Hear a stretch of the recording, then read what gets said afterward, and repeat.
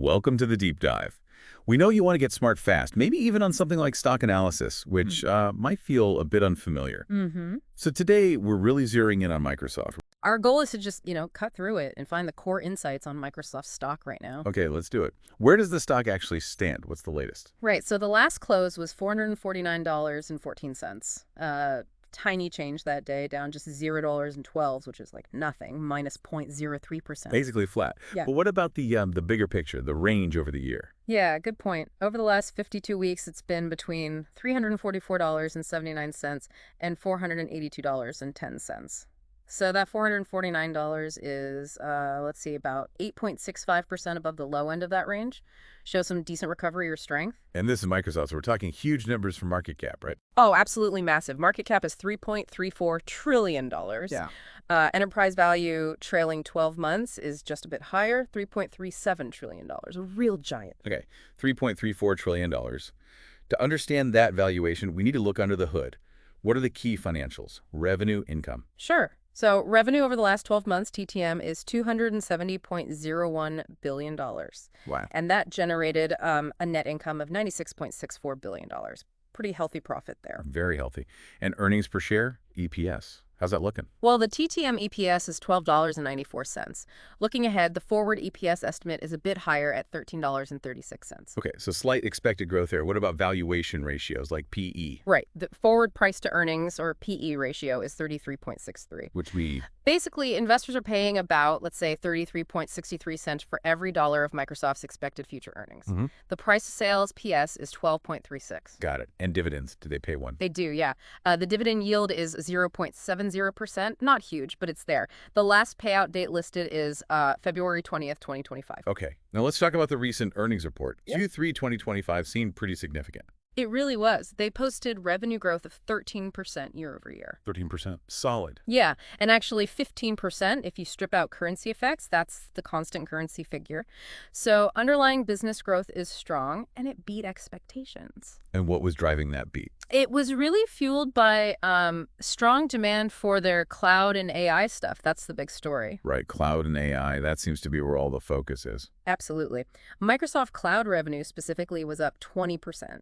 Or again, 22% in constant currency.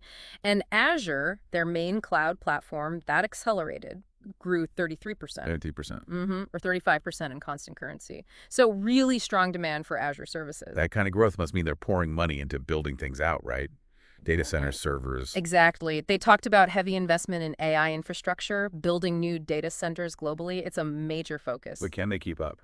Any signs of strain? Well, interestingly, they did mention they expect some AI capacity constraints potentially hitting after June, so in their fiscal Q4.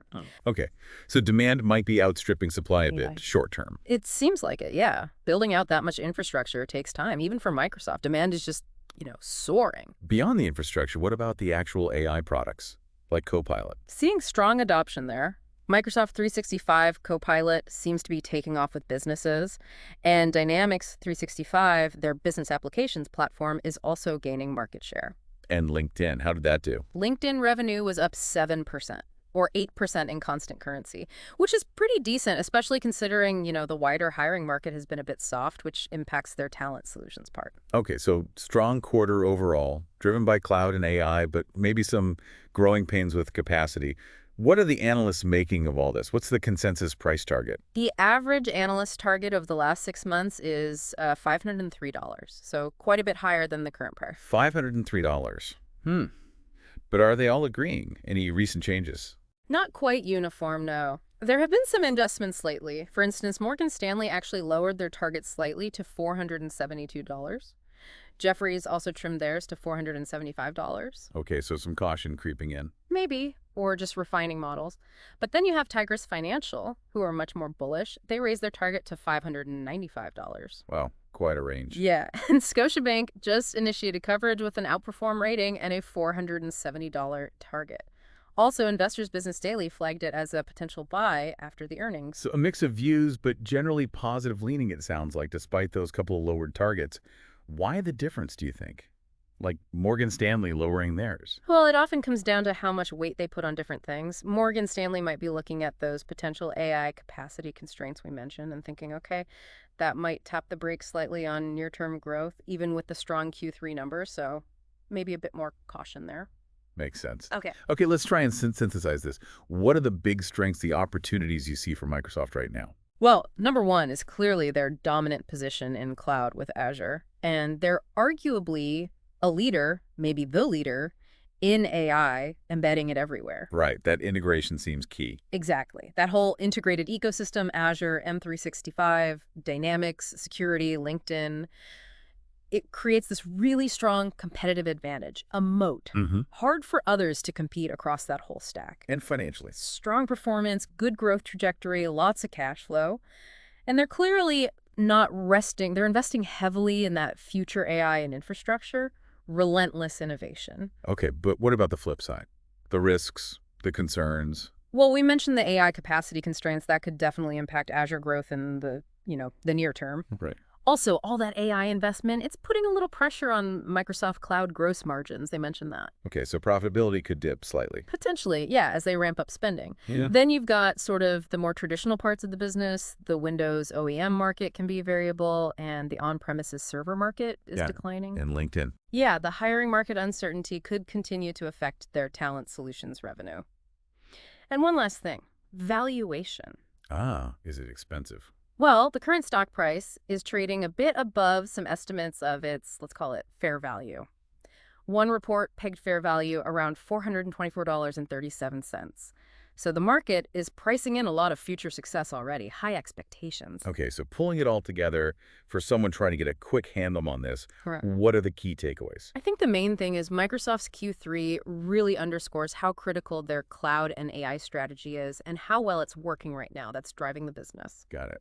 Cloud and AI are the engine. Exactly. And analysts, generally positive that average target is well above the current price. But, there are those near-term questions around AI capacity and margins during this big investment push. So challenges, but the long view looks strong. Seems that way, yeah. Their market leadership and innovation track record suggests strong long-term prospects, despite potential bumps in the road. Okay, so to sum up, Microsoft's firing on the cloud and AI cylinders. Financials look solid, big ecosystem advantage. But facing some growing pains, scaling AI, pressure on margins, maybe some headwinds in older areas, and the stock price already reflects a lot of optimism. That's a great summary. And it really makes you think, doesn't it? As AI gets deeper and deeper into everything Microsoft does, how is that going to change not just their business, but like the whole tech world and maybe even our daily lives? Yeah, definitely food for thought. A huge potential shift. Well, thank you for joining us for this focused deep dive on Microsoft stock. My pleasure. Always interesting. And for you listening, if you found this analysis helpful, this kind of quick, in-depth look, please consider subscribing to our channel. Hit that bell icon too. Your support really helps us keep making these deep dives for you.